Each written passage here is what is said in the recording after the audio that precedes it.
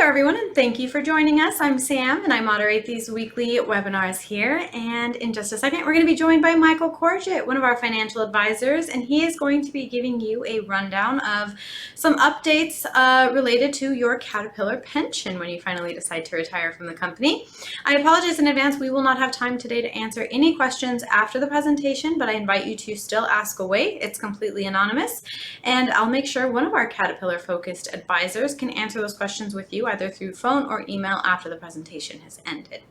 Throughout this webinar, you are going to see me dropping some links. They're going to pop up on your screen. Those will be from me. They're going to guide you to our Caterpillar-focused YouTube channel, as well as our LinkedIn and our calendar, where you can book an appointment with one of our Caterpillar-focused advisors to speak to them directly about your specific concern or situation. So please take advantage of all of those links. And lastly, I'd like to just very quickly remind you, we are not affiliated nor endorsed whatsoever by Caterpillar. So please keep that in mind as you are listening along today. We are a completely independent group of financial advisors. And with all of that out of the way now, let's get started with Michael Corgett. Thank you, Sam. And hello, everyone. Thank you for joining us today. Today, we're going to talk about the Caterpillar Pension Retirement Program and the differences between the various formulas and how benefits are paid out, and how you might want to consider your pension options, especially if you are married and or have some people in your life that you would want to leave some benefits to. So let's go ahead and get started. We're going to do an overview on the plan, then we'll talk about eligibility for the program. The two biggest factors that go into the pension calculation is your service and your income or your salary, pension eligibility, and then the credited service formula, which is one of the two main pension plans that is offered by Caterpillar. I talk about the old and the new, but let's just do the plan overview to get started. Before January 1st of 2003, the plan offered what's called a traditional pension benefit, which is payable monthly to participants who retire. But then beginning in 2003, they offered a new benefit, which is called short PEP for short, but the Pension Equity Plan, where if you chose to elect the PEP benefit back in '03, you would have had to do it then. You would also be eligible for a lump sum versus taking the monthly pension benefit. Now, all traditional plan participants, unless you made that election back in '03, are still going to get the traditional monthly pension benefit based on one of two different formulas. So if you didn't make the PEP election back then, well, you're not going to be eligible for the lump sum. And I'll be honest with you, that lump sum benefit really isn't significant enough for you to consider not taking some sort of monthly pension benefit. That's my opinion, but I've worked with many CAT employees over the years, and the PEP benefit, sure, it is nice to take that lump sum, but typically the net present value of a monthly pension benefit is worth more. Okay, benefit accruals under the plan were frozen as of December 31st, 2010. So all participants are considered sunsetters prior to that point in time. You would have had to meet one of these several criteria. Your most recent hire date on or before December 31st of 2002. It's what we call sunsetters. Attained 40 years of age on or before the end of 2010. You had to be at least 40 years of age at the end of 2010 to also be eligible for a pension benefit.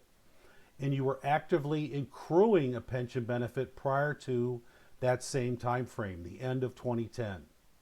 So for the most part, anybody after 2010 into 2011, they're not eligible for a pension at all.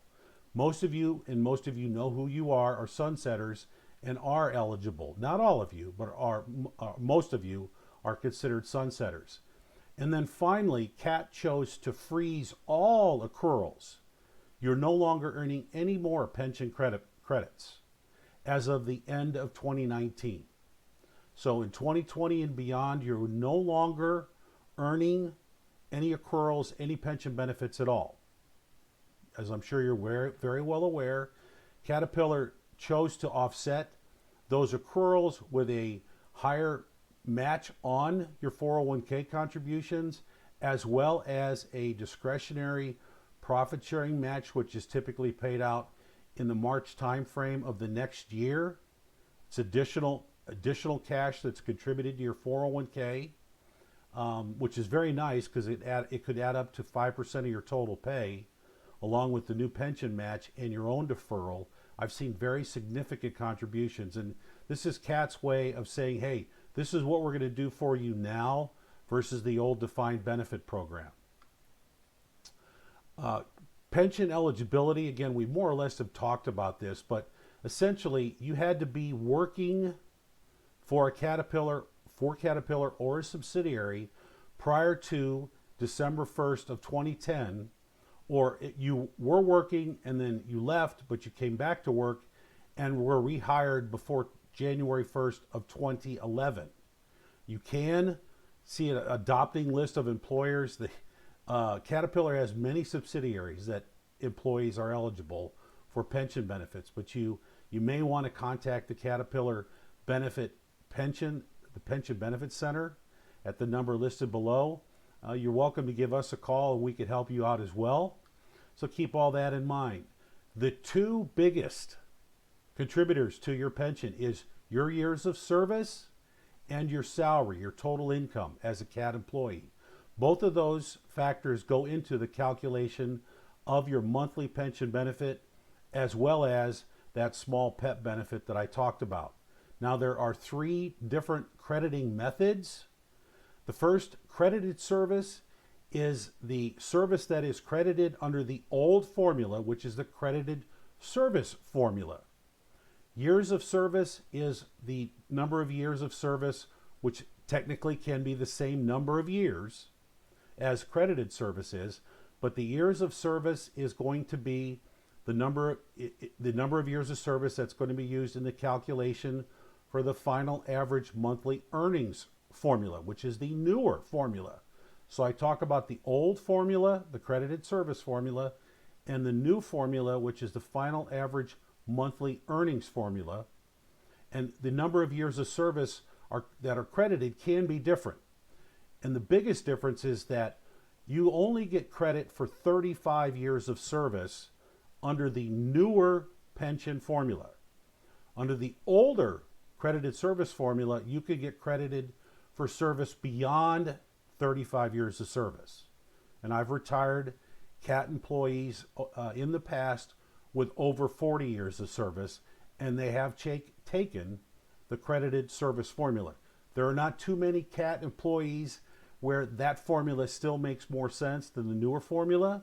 For the most part, those folks have already retired, but they may still be a few of you out there.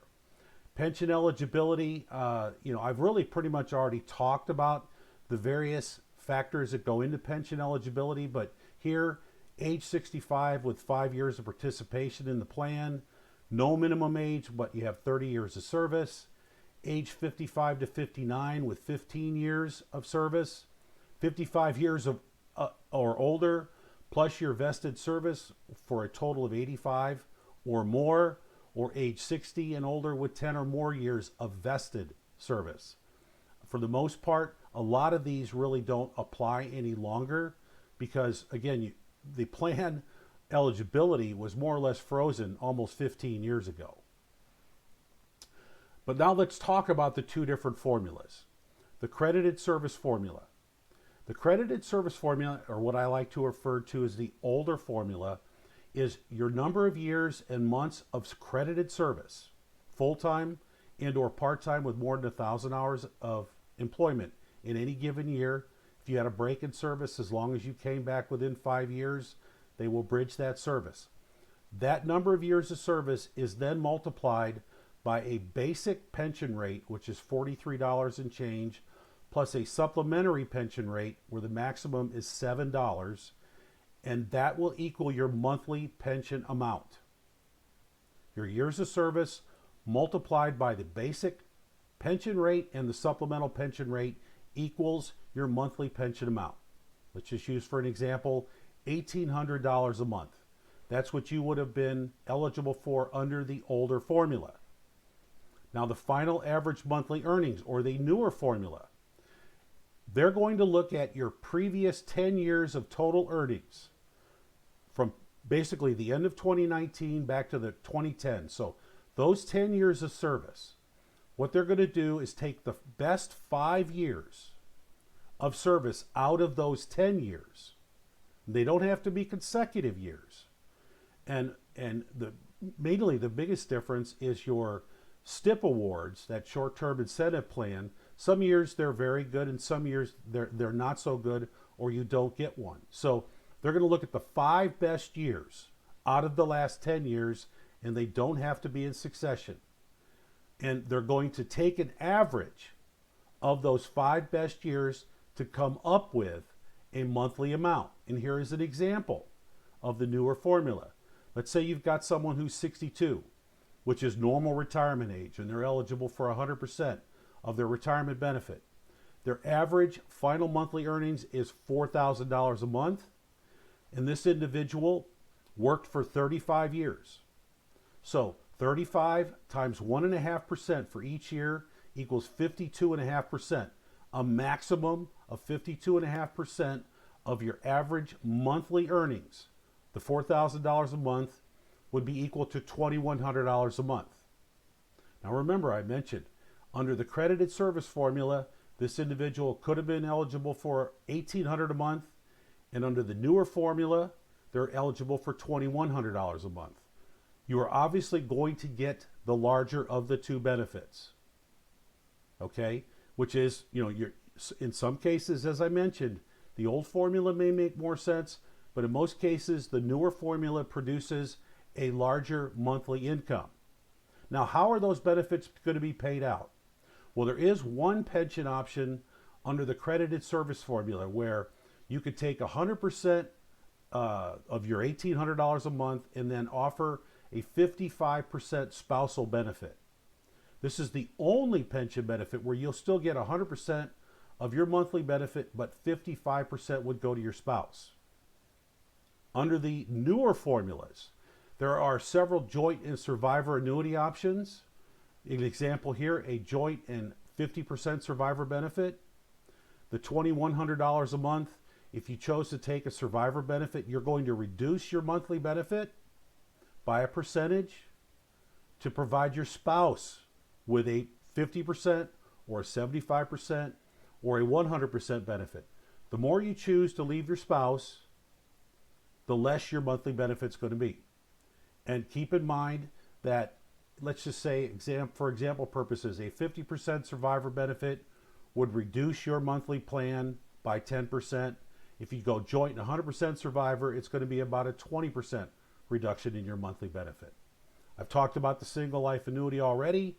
There are contingent annuity options where you can leave a benefit to your children if you are no longer married or your spouse is deceased. There's a year certain, period certain benefit, so you could take a slightly reduced single life annuity to guarantee that over a period of either 10, 15, or 20 years, if you predecease that period of time, the balance of those benefits will get paid to your beneficiaries. And then finally, the PEP benefit, the lump sum benefit, that is in lieu of any annuity. You're going to get one or the other. And again, we're obviously talking about taking a lump sum versus a monthly annuity. CAT's pension is affected by inflation because CAT's pension, like most employer pensions, is a fixed amount. There is no cost of living benefits built into CAT, any pension benefits, including the Caterpillar pension, unlike your Social Security where you do get cost of living increases. So many fixed income investments, as well as a fixed income pension, are going to be affected by inflation longer term. And stated here, bond prices will generally decline under increasing interest rates, so it's a double whammy.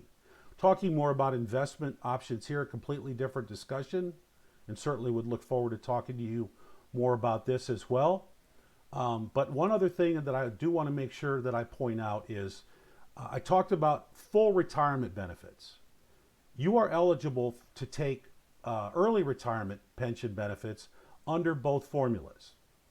Essentially, under the final average monthly earnings formula, or the newer formula, for every year of service, every age prior to 62, your monthly benefit would be reduced by 4% up to a maximum of 24% for early retirement. Under the credited service formula, that is a 6% per year reduction up to 30% potentially for early retirement. Now, for an example, let's just say you're 58 years old and you retire from CAT. You're looking at retiring 4 years early. 4 times 4 is 16%. That's the reduction that you would take in your monthly pension benefit for starting it early. You could defer it if you want to get the larger monthly benefits. That's something that certainly you'd want to talk to a financial advisor about. But again, just please keep those things in mind. It wasn't mentioned in the presentation, but I wanted to mention it now. Finally, I've talked about planning. A lot of Americans have never done any financial planning. We offer, as an organization, the opportunity for a complimentary retirement cash flow analysis. If you're working with a financial advisor, make sure they do this for you. If not, please let us know, and we're happy to put together one of these complimentary cash flow analysis. Getting a second opinion, whoever you're working with, do they understand your pension and your health care benefits? Are they working with an investment team? With our organization, we are an investment team. What value do they offer you in just discussing your entire situation? There are a lot of different value adds, I like to say, that we offer our clients outside of what we do primarily to make a living, is getting paid to manage retirement assets. And that's why fees are mentioned here. Are the fees that are being charged to manage your retirement assets fair? Okay, well, you got to consider that. And finally, do a plan and keep it updated periodically. Why would you want to consider us? Well, we have a great deal of experience. We have always worked with Caterpillar employees for the past 20 plus years. We do work with a lot of Fortune 500 companies. We have offices nationwide. And I've got a great deal of knowledge, most of us do, at the retirement group on all of your benefits programs. And then finally, we offer that complimentary service. If you'd like to schedule a meeting with myself or one of my colleagues, either give us a call, send us an email, or scan this QR code here on the left. And then finally, if you want to follow us on LinkedIn, we have a great LinkedIn page with a lot of great content. Scan this QR code on the right and follow us on LinkedIn. I've talked a lot about the CAT pension plan and the differences between the older formula and the newer formula. I really look forward to the opportunity to talk with you more about your own situation. Let us put together a cash flow analysis. As I said, it's complimentary, and I really look forward to having this discussion with you. But to end today's presentation, I appreciate everyone joining me today. Have a great day, and look forward to talking to you someday soon. Thank you.